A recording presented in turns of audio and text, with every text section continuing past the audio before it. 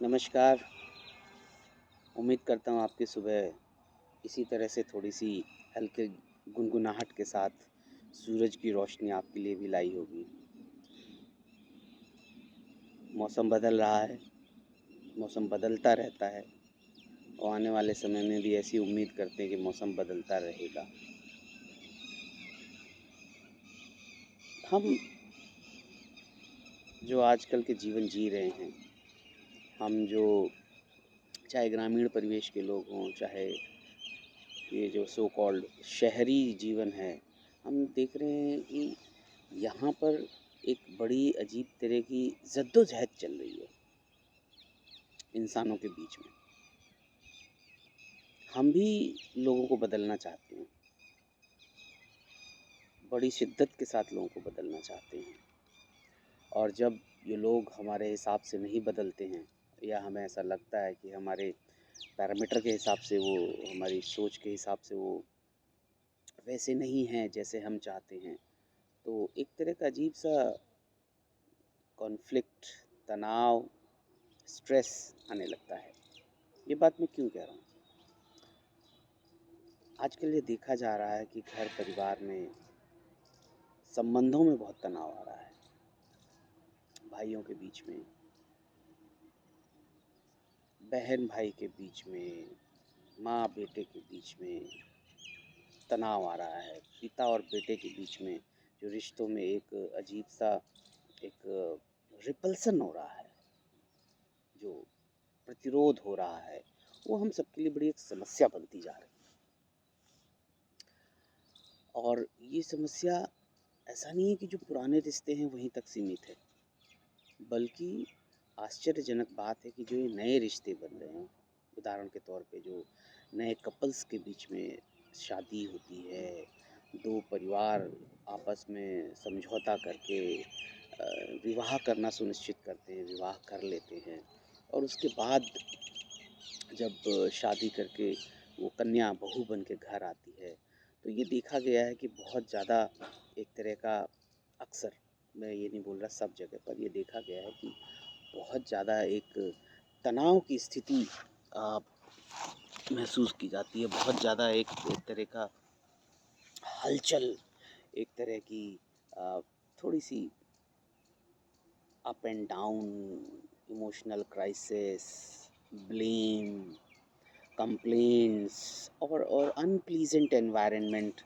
देखने को मिल रहा है। और ये जो स्थिति कई बार इतनी भयंकर हो जाती है कि लोग even physical fight, verbal fight, और कई बार तो काउंसलिंग सेशंस तक बात पहुंच जाती है, मैरिटल डिस्कॉर्ड्स तक बात पहुंच जाती है। और ये समझ में देखने को मिलता है कि शायद पहले स्थिति या पहले जो हमें लग रहा था कि जैसा हम सोच रहे हैं वैसा ही होगा, लेकिन बाद में पता चलता है कि अच्छा, हमने जिन ऑब्जेक्टिव्स के साथ में, जिस जिस सोच के साथ में रिश्ता शुरू किया था, अब वैसा नहीं है। बहू शायद कहीं ना कहीं ससुराल वालों को अपने हिसाब से बदलना चाहती है, या ससुराल वाले जो हैं वो सो कॉल्ड उस बहू को अपने हिसाब से बदलना चाहते हैं। अपने हिसाब से उठना, बैठना, खाना, पीना, कितना बोलना है, कितना नहीं बोलना है, क्या डिज़ायर करना है, क्या डिज़ायर नहीं करना है, आप कितनी हमसे उम्मीद रखनी है। ये दोनों ही जो परिवार हैं, या दोनों ही जो लड़का और लड़की हैं, उनके बीच में एक बहुत ज़्यादा तनाव देखने को मिल रहा है। हाल फिलहाल के दौर में ऐसा देखा गया है कि जो वर पक्ष के लोग हैं, लड़के वाले हैं, उनकी कंप्लेंट होती है कि हमने जिस सोच के साथ में लाए थे या शादी करी थी, वो जो बहू है वो तो वैसा नहीं है। अब सवाल ये आता है कि आपकी जो सोच थी, क्या आपने शादी करने से पहले इस बारे में विचार विमर्श किया था? सवाल ये आता है कि क्या जो कन्या पक्ष के लोग हैं, लड़की वाले जो लोग हैं, उन्होंने शादी करने से पहले क्या ससुराल वालों से इस बात को समझा लड़की के जो ससुराल वाले हैं कि क्या हो सकता है। सवाल ये भी आता है कि शादी करने से पहले क्या लड़का और लड़की आपस में एक दूसरे के साथ, चलो चाय कॉफ़ी पीना तो बड़ी नॉर्मल बात होती है, लेकिन क्या उनको किसी ने बताया कि शादी करने के बाद स्थितियाँ कैसी होंगी? या सिर्फ रोज़ देना लेना, या जिसे बोलते हैं हनीमून पीरियड, या बोलते हैं खाना, रेस्टोरेंट जाना, अच्छे कपड़े पहनना, या हनीमून के लिए बाहर जाना, वहीं तक ज़िंदगी सीमित रह जाएगी? ये सोचने की बात है कि कितना इस बारे में बात की जाती है कि शादी के बाद की ज़िंदगी कैसी होगी। क्या लोग सोच के चलते हैं, लड़की वाले लड़के वाले क्या सोच के चलते हैं कि हम किसी को बदलेंगे अपने हिसाब से, या हम किसी के लिए खुद को बदलेंगे? क्या लड़का या लड़की कभी ये सोचते हैं कि शादी के बाद हमें एक दूसरे को बदलना है, या शादी के बाद हमें एक दूसरे के लिए खुद को बदलना है? क्या पैरामीटर होते हैं? ये हमें अपने आप में समझना पड़ेगा, या हमें अपने आसपास इस बात को डिस्कस करना पड़ेगा कि शादी के बाद की स्थिति क्या होगी, लड़की के लिए, लड़के के लिए, लड़की वालों के लिए, लड़के वालों के लिए। क्या इस बारे में कभी बात की जाती है? क्या जो लड़की की शादी होने जा रही है, क्या उसको ये बताया जाता है कि देखो तुम्हारा उठने का ढंग, बैठने का ढंग, खाना खाना, तुम्हारा बात करना, तुम्हारा बाहर निकलना, तुम्हारा दोस्तों के साथ आना जाना, नौकरी करना, फाइनेंशियल इन्वेस्टमेंट करना, या जो काम तुम शायद नहीं किए हैं, ये सब कुछ जो तुम एक तरह का जीवन अपने माता पिता के साथ जी रही थी, कितनी हद तक संभावना है कि वही तौर तरीके, वही खाना पीना, वही उठना बैठना, वही बाहर जाना, वो कितना हद तक ये संभव है कि वो कंटिन्यू रहेगा even when you have got married? How many time girls, boys have been discussed this thing with them sitting together?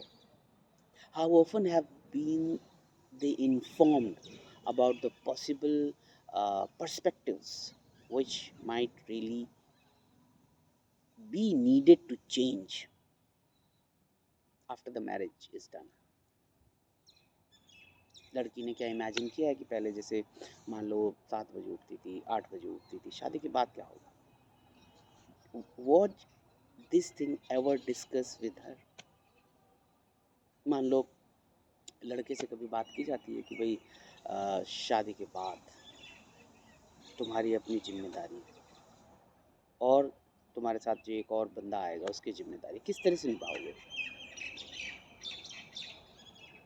For example तुम, अक्सर ऐसा होता है कि बॉयज़ घर के काम करते हैं, लेकिन उस समय वो लड़का अपनी इस जिम्मेदारी को निभाते वक्त कैसे मैनेज करेगा जब वो वही काम अगर माँ के लिए कर रहा है, पिताजी के लिए कर रहा है, भाई के लिए कर रहा है, बाप के लिए कर रहा है, या बहन के लिए कर रहा है, अगर वही काम वो अपनी बीवी के लिए कर रहा है शादी के बाद, और मान लो कोई उसको बोलता है कि यार तुम तो बिल्कुल एक तरह से क्या बोलते हैं, पत्नी भक्त हो गए हो, या और एक हल्का शब्द बोला जाता है जो को गुलाम हो गए हो, क्योंकि तुम अपनी वाइफ के कपड़े उठा के ला रहे हो, तुम अपनी वाइफ का ब्रीफ केस उठा के ला रहे हो, तुम अपनी वाइफ के लिए पानी लेकर आ रहे हो। क्या कभी लड़के के साथ ये डिस्कस किया गया है? या कभी लड़के के माता पिता के साथ ये डिस्कस किया गया है कि अच्छा आज आपका बच्चा आपके जूते साफ कर रहा है, या आपके कपड़े उठा रहा है, या आपके लिए चेयर ला रहा है, अखबार ला रहा है, ब्रेकफास्ट बना रहा है? अगर यही काम आपका लड़का आपकी बहू के लिए कर रहा है, तो आपने सोचा है कि आप क्या सोचेंगे, आप क्या बोलेंगे? आपको क्या लगेगा कि वो लड़का जोरू का गुलाम है, या जैसे वो सबके लिए कर रहा है अपनी वाइफ के लिए भी कर रहा है, बड़ी नॉर्मल चीज़ है? या मान लो फॉर एग्जांपल कभी लड़की से पूछा जाता है कि देखो तुमने अपने घर में ये काम तो किया नहीं कभी, या किया है? अगर किया है तो बहुत अच्छा है, हो सकता है इसी तरह का काम तुम्हें ससुराल में भी करना पड़े, और अगर नहीं किया है तो अगर ससुराल में तुम्हें कुछ काम करना पड़ता है कुछ भी हो सकता है, झाड़ू, पोछा, बर्तन, खाना, ड्रेसिंग, सब्जी लाना, मार्केट का काम करना, या किसी के पैर छूना, या किसी में चाय बनाना। इन्हीं मुद्दों को लेके तो तकरार होती है कि ये काम नहीं हुआ। तो लड़की से कभी पूछा गया है शादी से पहले कि भाई तुम क्या करोगी? या अगर पूछा भी गया है और मान लो लड़की नहीं कर पा रही है, तो उसको कैसे मैनेज किया जाएगा? लड़की के माता पिता कैसे मैनेज करेंगे? ससुराल वाले कैसे मैनेज करेंगे? कितना मैनेज करने का तरीका क्या होगा? क्रिटिसिज्म, या मैनेज करने का तरीका होगा चलो बेटा हम तुमको सिखाते हैं, आओ दोनों मिलके करते हैं? या ये उलाहना देना ज़्यादा सही रहेगा कि अच्छा तुमने तो ये सीखा नहीं क्या, तुम्हारे घर में नहीं सिखाया गया क्या? फॉर एग्ज़ाम्पल कई बार बहुओं से ये उम्मीद की जाती है कि हम तुमको जो बताएं, हम तुमको जो कहें, तुम्हें आँख बंद करके, कान बंद करके अपनी अपनी सोच को बहुत ज़्यादा कष्ट न देकर फॉलो करना है। क्या कभी लड़के वाले या लड़का इस बात को सोचता है कि बहू ऐसा क्यों करेगी?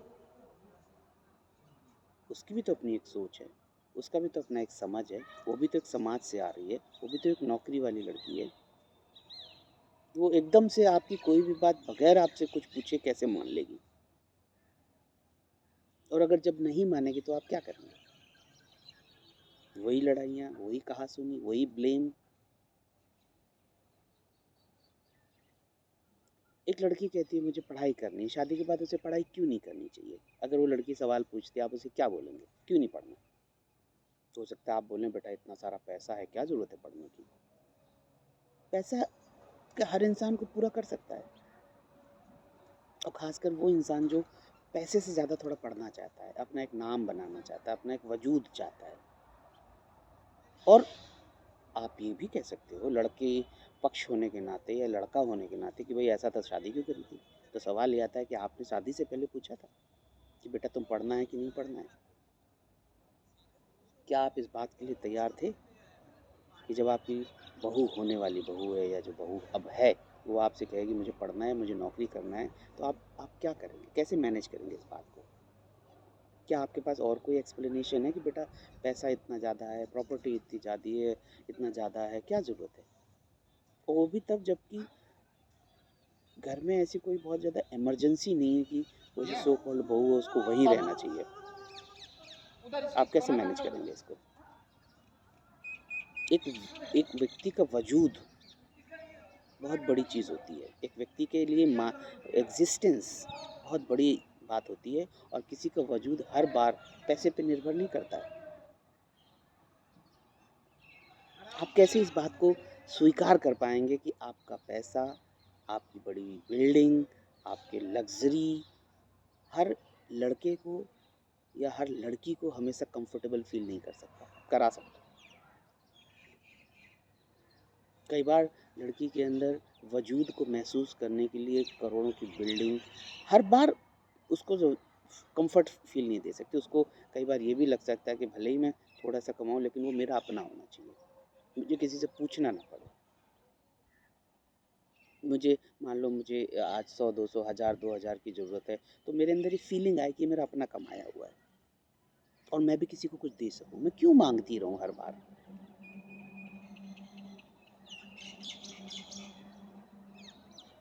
या जब हम बोलते हैं कि भाई कि तुम हमारे हिसाब से ढलो लड़की, क्योंकि आजकल जो ये देखने में आ रहा है कि महिलाओं को, क्योंकि महिलाएं अपना घर छोड़ के किसी के यहाँ जाती हैं, ये देखने में आ रहा है कि उनसे अपेक्षा की जाती है कि तुम हमारे हिसाब से ढल जाओ।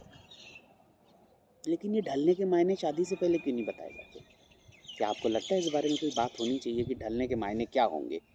कितना हँसना है, कितना घूंघट करना है? घूंघट करना अच्छी बात है, करना भी चाहिए, लेकिन इसके बारे में क्या बात की गई थी? अक्सर बोला जाता है हमारे यहाँ ऐसा नहीं होता। आपने बताया था कि हमारे यहाँ क्या-क्या नहीं होता शादी के पहले? या लड़की ने कभी पूछा? लड़की की भी अपनी ज़िम्मेदारी बनती है। लड़की ने पूछा कि आपके यहाँ क्या-क्या नहीं होता है? लड़की ने कभी बताया देखिए मैं ये तो नहीं कर सकती। तो क्यों बताना ज़रूरी है आपके हिसाब से? क्यों बताना ज़रूरी है कि दोनों पक्ष एक दूसरे को साफ तौर पे बताएं हम क्या उम्मीद करते हैं और हम क्या कर सकते हैं, हम क्या नहीं कर सकते। ये ऐसा क्या हो जाता है कि शादी से पहले सब कुछ बहुत सुंदर, बहुत अच्छा, बहुत बढ़िया रहता है, लेकिन जैसे ही शादी होती है उसका 10 दिन, 5 दिन, 15 दिन, 2 महीने बाद इतनी कड़वाहटें, इतनी शिकायतें, इतनी सारी नफ़रतें आ जाती हैं कि वो नफ़रतें कभी कोई भूल नहीं सकता है। लड़की वाले ना लड़के वाले, आखिर होता क्या है? क्यों होता है? ये एक सवाल है जिसको हम सबको समझने की ज़रूरत है। बहुत लंबी बातें हैं, हम सबको पता है, आप अपने अनुभवों के आधार पे सब पता कर सकते हैं या फिर आप महसूस कर सकते हैं कि शादी के बाद के जो क्राइसिस होते हैं आजकल क्यों चैलेंज बनते जा रहे हैं। क्या ऐसा हो सकता है कि शायद हम जब रिश्ता जोड़ने जाते हैं तब हमारी अपेक्षाएं सिर्फ कुछ पैसों तक, किसी के रूप रंग तक सीमित रहती हैं, लेकिन शादी के बाद जब शादी हो जाती है उसके बाद हमारी अपेक्षाएं, हमारी एक्सपेक्टेशंस पैसा और रूप रंग ना होकर मानसिक तौर पे कुछ ढूंढने लगते हैं कि ये मानसिक तौर पे ये बंदा हमारे साथ कितना कंफर्टेबल है। ये मानसिक तौर पे जो हम शादी के बाद ढूंढते हैं कि उसका एटीट्यूड ऐसा होना चाहिए, उसको इतना बोलना चाहिए, इतना नहीं बोलना चाहिए, उसको ये नहीं सोचना चाहिए, कोई भी लड़का या लड़की। शादी से पहले क्यों नहीं डिस्कस होना चाहिए? जैसे कि लड़का सोचता है तुम्हारी तो क्या नाम है, जगह किचन में है। शादी से पहले ऐसा क्यों नहीं बताया जाता? या लड़की सोचती है कि शादी के बाद तो मैं हमेशा रेस्टोरेंट में जाऊंगी, खाना खाऊंगी, पार्टी करूंगी, लग्जरी, क्या बोलते हैं, लग्जरियस डेस्टिनेशन वेडिंग। फिर शादी के बाद लड़की सोचती है मेरी शादी हुई थी, मैंने इतना दहेज दिया था, आपने ये नहीं किया, आपने वो नहीं किया, आपने तो ये मांगा। ये शादी से पहले क्यों नहीं डिस्कस होता कि आप क्या मांगना चाहते हैं? ये शादी से पहले ये क्यों नहीं डिस्कस किया जाता है कि डेस्टिनेशन वेडिंग इतनी ज़्यादा ज़रूरी है या साइकोलॉजिकल हार्मोनी को समझना ज़्यादा ज़रूरी है? उस समय तो हम सब लोग महंगे कपड़े, महंगी मिठाइयाँ, हॉल सेट करना, हैं, दहेज का जुगाड़ करना, गाड़ी का अरेंज करना, इन्हीं सब में खो जाते हैं और psychological wedding, psychological harmony, psychological understanding पता नहीं कहाँ चली जाती है। ज़िंदगी भर तो डेस्टिनेशन वेडिंग से काम नहीं चल सकता। ज़िंदगी भर तो पार्टीज़, हनीमून, महंगे-महंगे कपड़ों से तो काम नहीं चल सकता।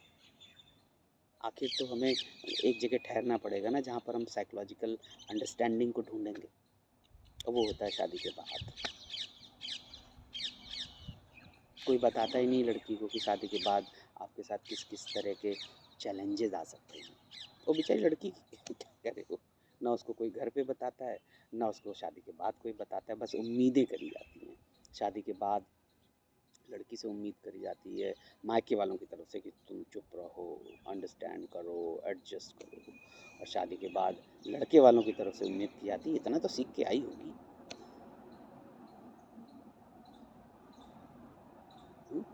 क्राइसिस दोनों तरफ। कई बार लड़के वाले बहुत अच्छे होते हैं, polite, respecting, understanding feelings of others, बहू की भावनाओं को समझना, लेकिन कई बार अब लड़के वालों की इन भावनाओं का, लड़के वालों के इस प्यार को एक्सप्लॉइट कर दिया जाता है लड़की वालों की तरफ से। इस तरह के केसेस देखते हैं आप, ये कोई नई बात नहीं है। तो कुल मिला के मसला ये है, क्या होना चाहिए, जो हम उम्मीदें करते हैं, जो हम ख्वाहिशें रखते हैं, जो हम एक्सपेक्टेशंस रखते हैं, जो हम सोचते हैं कि ऐसा होना चाहिए, ये सब शादी से पहले भी क्या डिस्कस होना चाहिए? ये सब शादी के पहले सिर्फ ये पूछना चाहिए, बेटा कितना पढ़ते हो, बेटा कहाँ जाते हो, या बेटा क्या बना लेते हो। और भी तो बहुत कुछ होता है, असली चीज़ें। बेटा हमारे यहाँ तो सिलबट्टे से चटनी पीसी जाती है, आप कैसे पीसोगे? इसी बात पे तो लड़ाइयाँ होती हैं। हमारे यहाँ तो नहाने से पहले ये नहीं किया जाता है, ये सब शादी के पहले क्यों नहीं होता है? बाद में तो इसी बात पे सारी जद्दोजहद होती है। इतने बजे उठा जाता है हमारे यहाँ,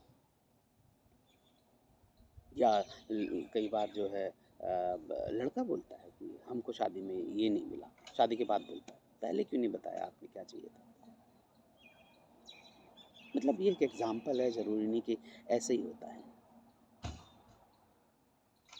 ये बहुत ज़रूरी बातें हैं जो हमको समझने की ज़रूरत है, क्योंकि अदालतों में बहते बढ़ते हुए कोर्ट केसेस, दहेज के मुकदमे और इस तरह की चीज़ें आजकल कोई छुपी हुई नहीं, हम सबको पता है।